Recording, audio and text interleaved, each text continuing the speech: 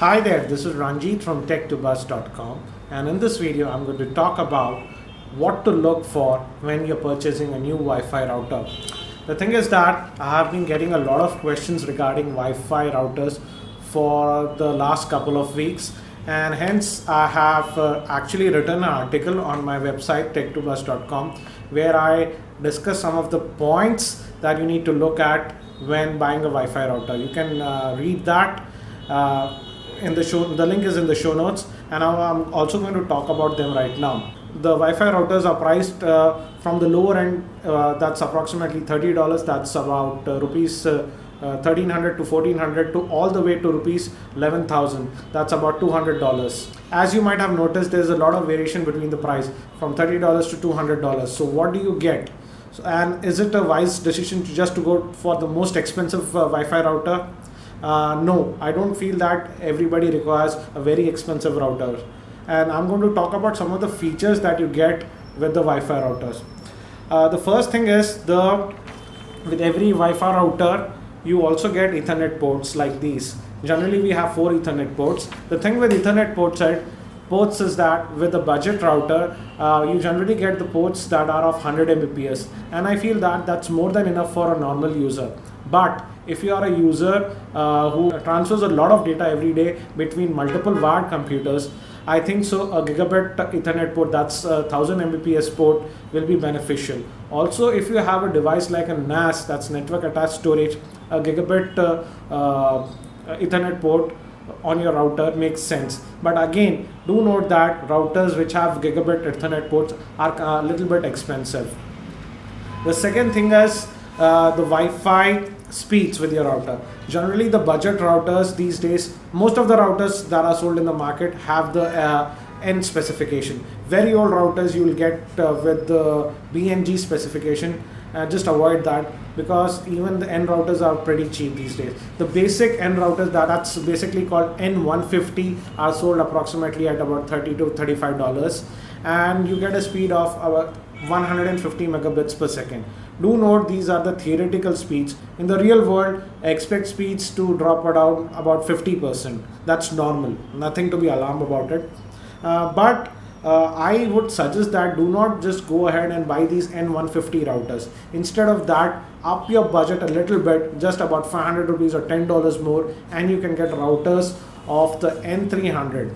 Basically, what N300 is that these routers employ 2 antennas, so you get a theoretical speed of 300 Mbps, and I feel these are much better than the N150 routers that are sold in the market, because these routers offer definitely better throughput, and the second thing is because of the dual antennas in them, they offer better range.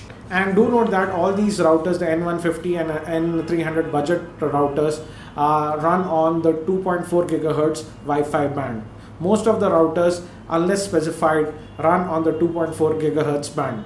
But the problem with the 2.4 gigahertz band is that, especially in the urban and apartments where you have a lot of existing Wi-Fi networks, it might get congested. For example, even in my apartment, at any time I get about 10 Wi-Fi networks, and most of them are on the 2.4 gigahertz band.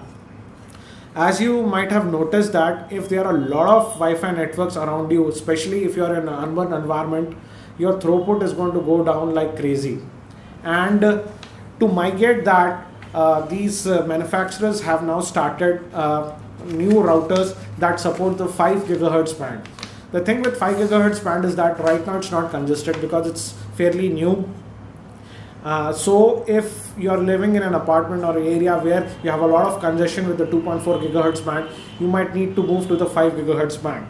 But everything is not rosy with the 5 gigahertz band. The first problem is that range with the 5 gigahertz band is not as good as 2.4 gigahertz. Generally, I say it's about 65% of the range that you get with the 2.4 gigahertz. And second thing is that not many devices support the 5 gigahertz band.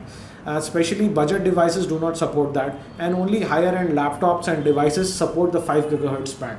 Again, as you might have expected, a router that supports this 5 gigahertz band is much more expensive than the router that supports 2.4 gigahertz band. Next, we come to the simultaneous dual band routers. As we are talking about this gigahertz actually band 2.4 gigahertz and the 5 gigahertz.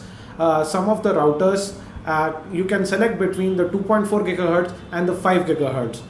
But the problem is that, as I mentioned earlier, not many devices, for example cell phones, game consoles, etc., support the 5 gigahertz band. So there was a need for a router to support basically the 2.4 gigahertz and even the 5 gigahertz simultaneously. So we arrive at these new types of routers. These are known as dual band simultaneous routers, and these can run 2.4 gigahertz and 5 gigahertz band simultaneously. So basically you have two Wi-Fi networks. One runs on the 2.4 gigahertz and the second runs on the 5 gigahertz network.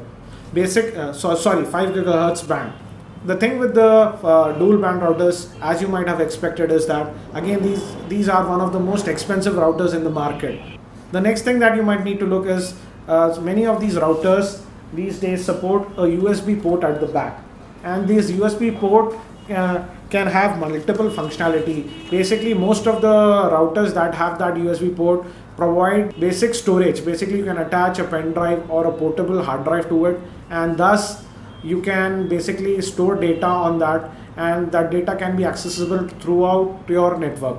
So basically it can act as a mini NAS, and many of the routers also support streaming features via the attached device. Basically they support DLNA features. The next thing is that some of the routers these days have started supporting 3G data cards. So if you use a 3G data card and your router supports that, you can share your internet connection from the 3G data card using a router. So if you frequently use a 3G data card, look for a router that supports the 3G data card functionality. The next thing is that some of the routers that have a USB port at the back support a download manager and a torrent client. So basically if a router supports this functionality, it can download files or even torrents to an attached hard drive even when your PC is switched off. So if you download a lot of torrents or big files, look for a router that supports this download manager or a torrent functionality. The next thing is that some of the routers have this guest network support. Basically what I mean is that you will have your primary Wi-Fi network, but some routers can have the functionality of setting up one more network. They generally call this a guest network. So if you get a lot of guests frequently, you can set up a guest network, and the advantage of the guest network is that people who are using the guest network cannot access your main network, so they cannot access your main computers, etc. The next thing is that you need to look at the actual Wi-Fi throughput of your router. This is not easy to determine. So before buying a router, check with the reviews if the range offered by that Wi-Fi router is good. The second thing is that if you use a lot of Wi-Fi devices, I mean more than 5 or 6 Wi-Fi devices, you also need to add a couple of other devices that are connected to your Ethernet network.